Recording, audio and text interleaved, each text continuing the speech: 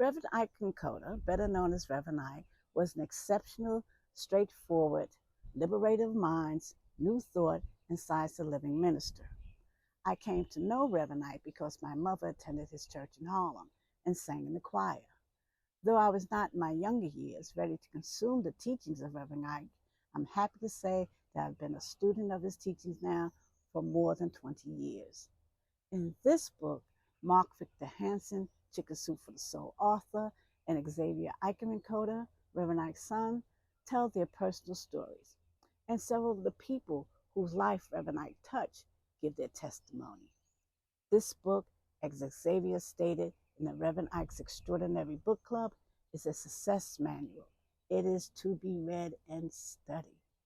In this book, you will read the details of Reverend Ike's impoverished upbringing, his anointing to heal, minister, and teach. The foreword is written by Reverend Ike's friend Bob Proctor.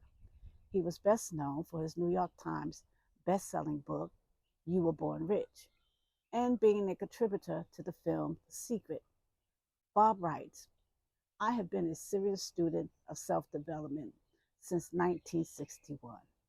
Millions of people worldwide study personal development material every day and yet fail to produce meaningful results. It was Reverend Ike who brought it all together for me when he spoke about God in me. That one line brought order to my mind. Mark Victor Hansen was broke when he first attended Reverend Ike's church.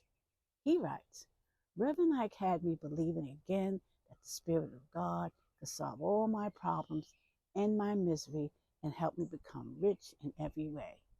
He made it clear to me that being rich wasn't just about having money.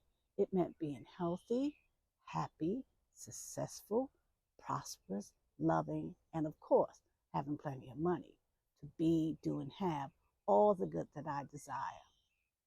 Xavier tells us, back then in New York City, he, Reverend Ike, used to conduct individual consultations with members of the congregation to help them sort out their problems. There would be lines around the building filled with people waiting for their opportunity to sit with Dad, pour out their hearts about what was wrong with their lives. When he, Reverend Ike, determined that most of the consultations centered on three main topics: money, health, and relationship. He shifted his message so that he wasn't just helping them navigate problems, but actually teaching them to take control of it and to transform their lives. His desire to genuinely help people go from poverty to wealth, from illness to health, and from dysfunctional to harmonious relationship fueled his ministry. My father loved people. Dr. Bishop Robert Jiggers tells us about his experience with Reverend Ike. We'd often fly out on Friday night to do a crusade in San Francisco on Saturday and come back in time to lead a church service at United Palace on Sunday. It was a grueling schedule that he handled without balking. He taught things that traditional churches didn't teach, like they could get out of the ghetto and prosper.